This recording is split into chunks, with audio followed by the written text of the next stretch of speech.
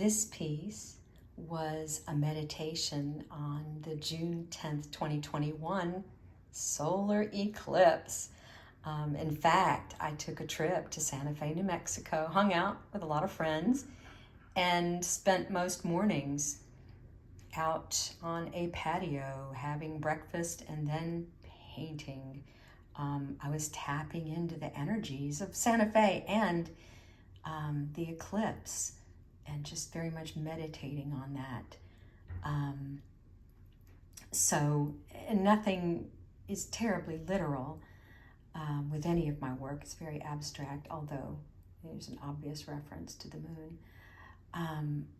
And now I'm craving to use tech to solder in ultra lightweight, responsive light installations into the paintings themselves. So they could, for example, react to the phases of the moon, but my primary desire is to have them react to the people in front of them, reminding them of the fundamental truth: as above, so below. It's in us. Thank you so much. I hope you enjoy these.